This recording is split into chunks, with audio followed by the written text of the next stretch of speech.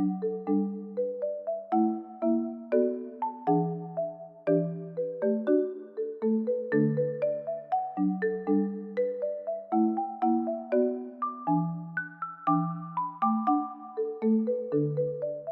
さんこんにちは、アリーです。最近ありがたいことに多くの方が私の動画を見てくださっているので、今日は私が65キロから現在の51キロに至るまでのまとめをお話ししようと思います。項目ごとにチャプター分けをしているので、概要欄の方からお好きな項目をご覧ください。私はもともと幼少期から食べることが大好きでした。好きな食べ物はハンバーガー、ピザ、お寿司など高カロリーなものでした。中学に入っても相変わらず食べることが大好きで、朝食をしっかり食べていき、給食は残さず食べ、部活が終わると友人とコンビニでホットスナックや菓子パンなどを食べてから家に帰り、夕食は大盛りご飯を食べるというような生活を送っていました。この生活を送り、高校入学時には身長160センチ、体重約58キロになっていました。高校に入ると運動部には所属しなかったので、運動は体育以外ほとんどしませんでした。朝食はちゃんと食べて、お昼は母の手作りお弁当、特に大盛りとかではなかったです。午後は眠気覚ましを言い訳に甘い500ミリのミルクティーやカフェオレ、ジュースなどを飲み、放課後は友人とクレープやたこ焼きなどを食べて家に帰り、お腹がはち切れるほど夕食を食べていました。放課後まっすぐ家に帰ってもお菓子やパンなどでお腹を満たしてから夕食を食べていました。こんな生活を送り、大学入学時には身長160センチ、体重約61、2キロになっていました。大学生になると実家を出て一人暮らしを始め、朝食と夕食付きの学生アパートに住むようになりました。平日は朝食は用意していただいたものをしっかり食べて、昼食は学校で学食やお弁当を買って食べて、講義の空きコマにはお菓子を食べ、学校後にはバイトに行き、帰りには何かお菓子やパンなどをつまんでから夕食はまたアパートでしっかり食べていました。大学生ともなると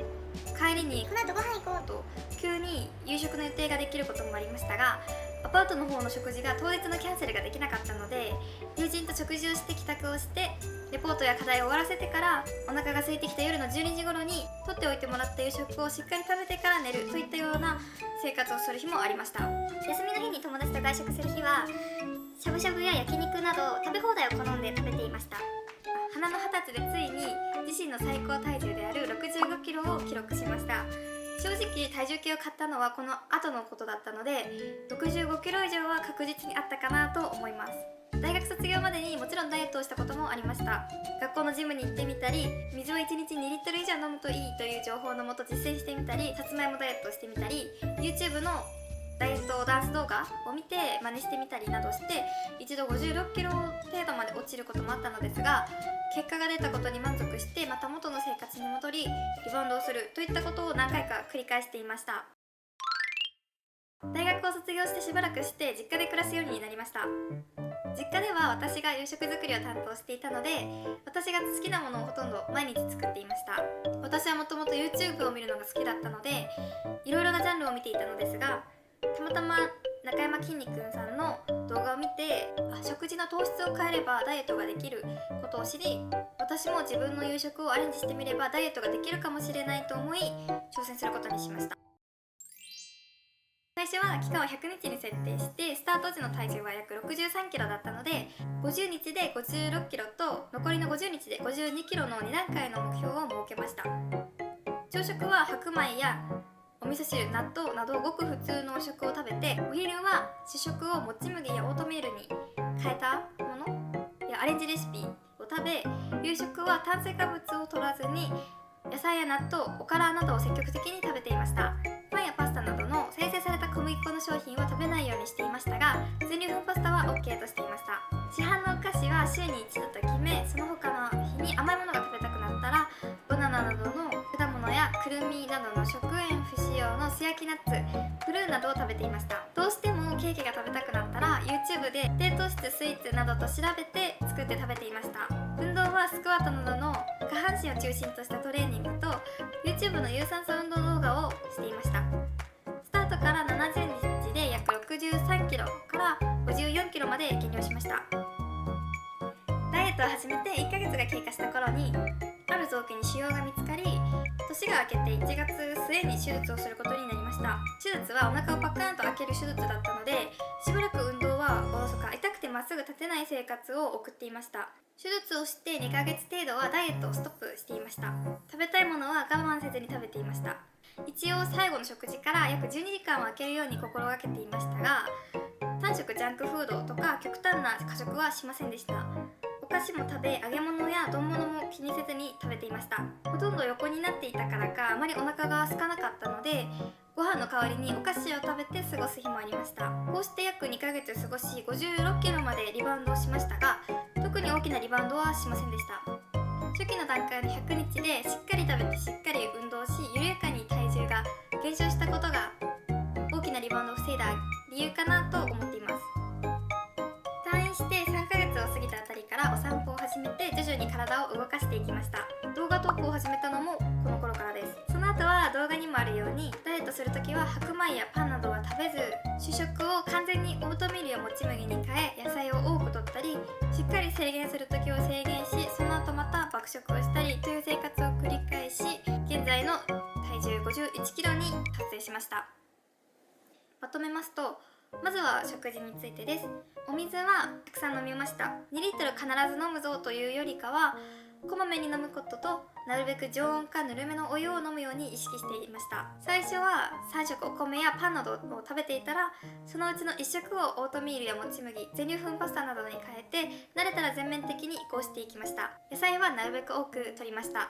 個人的にサラダなどの生野菜があまり好きではないので、スープや鍋にすれば食べやすかったです。特に圧力鍋で煮込んでしまえば食感も柔らかくなるので食べやすかったです。プロテインを朝一に飲んだり、鶏胸肉やゆで卵などのタンパク質も野菜と一緒に積極的に食べていました。あと黒豆も好んで食べていました。おやつが食べたくなったらバナナやリンゴなどの果物、ナッツやプルーンなどを食べ、あとは低糖質のスイーツを手作りして、市販のお菓子は週に1回に決めていました。甘い飲み物が飲みたくなったら、家でカフェラテや紅茶に蜂蜜やラカントなどを入れて飲むようにしていました。市販の甘い飲み物はできるだけ買わない、飲まないようにしています。食べる感覚は特に定めていたわけではありませんが、先ほど申し上げたような食生活プラス16時間ダイエットが個人的に一番効果を感じました。運動についてです。運動はタクトレのみです。初期の方はやる気に満ち溢れているのでしっかりやっていました。お尻痩せや足痩せ、腹筋の運動を YouTube で検索してやっていました。私は本当にズボラなので、1回の動画がなるべく5分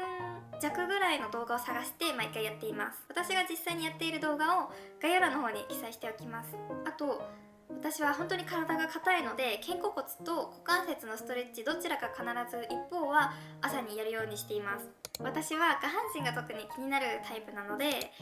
フォームローラーを買ってほぼ毎日コロコロしていました。これは本当に始めた頃は痛すぎて大変だったのですが、むくみが取れて気持ちよかったので今でも続けています。特に私が好きでおすすめしたい運動がバニトレさんの有酸素運動です。この動画も本当に初めの頃はきつくて最後までついていけませんでした。最後までついていけた達成感と終わった後の汗は本当に癖になるので、体に不調などがない方にはぜひ一度おすすめしたい動画です。これらのことを毎日続けるのは結構しんどいので、時間がない日やどうしてもやる気がない日はスクワット20回を3セット行っていました。続けるコツと停滞期についてです。最初の頃はやる気に満ち溢れているので何でもできると思っていたのですが、今まで何度もダイエットに失敗してきたので、今回はいくつかモチベーションを保つ対策をしていました。まず最初に期間を設定したことは良かったと思います。途中は停滞期というか減少が緩やかな期間が長かったです。このグラフは初期の70日のうちの2週間の体重の変化をグラフ化したものですが、ほとんど体重に変化がありませんでした。本当にこの頃は心が折れそうでしたが、期間を100日に設定したので、とりあえず100日は続けて、それでも満足いく結果が出なかったら爆食しよう、もうダイエットをやめようと思い、なんとか続けていくうちにだんだん体重にも見た目にも変化が出るようになりました。体重の目標だけでなく期間も設定することはゴールが見えるので、とても心も楽でした。期間は30日や2週間など細かく区切っても大丈夫かと思います。目標の体重設定についても無理な数値は設けないようにすることが大事だと思います。先ほども申しました通り、私は下半身、特にお尻から太ももの付け根にかけて脂肪がつきやすいタイプです。過去に調べてマッサージはとても効果的だとあったのでやってみたこともあるのですが、どうしても屈強な太ももの脂肪を触れど本当に効果があるのかなと気が遠くなるばかりだったので、今回のダイエットではマッサージは絶対にやらないことを決めました。マッサージをしない代わりにフォームローラーをやってみたり、自分があまり負担に思わない方法を試すことは続けるためには重要なことだと思います。今ではいろいろな方が YouTube の方で無料で情報を発信してくださっているので、多くの人がいいというものよりも自分に合うかどうかを重視して選ぶことがポイントかと思います。もちろん気になった方法は一度実践することは大事です。いろいろ試す中で自分に合うエクササイズやストレッチを見つけて続けてみてくださいね。目標体重も食べるものも運動のメニューも全て自分好みの自分ができそうなメニューを組み合わせることが続けるコツかと思います。どうしても今日は運動したくないなという日はスクワットを1回だけでもいいのでやって、それをちゃんと運動したことにカウントしていました。そうすると今日は何もしなかったという罪悪感はなく1日を終えることができます。それが何日続いても大丈夫です。ある日にはスクワットを10回してみたり、やる気がある日は腹筋をやってみたり、そうしているうちに自分の運動の習慣ができていきました。大事なことは挫折を覚えないことだと思います。次に爆食とダイエットについてです。今でも食べることは大好きですが、ダイエットを始める前はもっと食に執着があったかと思います。当時は今食べなきゃ後悔すると一時の食欲に負けていましたが、現在は今我慢して何キロ痩せて罪悪感なく美味しく食べようと考え方を変えました。こうして食べることを目標としてダイエットすることで爆食後の後悔も軽減されました。爆食しても食べちゃったと思うのではなく、このために痩せたんだからこれで満足とマインドを変えて爆食系ダイエッターとして今までダイエットに励んできました。正直爆食をしなかった方がもっと早く痩せていたかとは思いますが、私にとってこのスタイルが一番私に合っていたので、このようなダイエット方法を今でも続けています。私の今までのお話をさせていただきましたがいかがでしたか？今まで何度もリバウンドを繰り返しいろいろなダイエット方法を失敗してきた私がようやくたどり着いた方法と考え方について共有させていただきました。この動画がぜひどなたか一人にでも助けになれば幸いです。ご視聴いただきありがとうございました。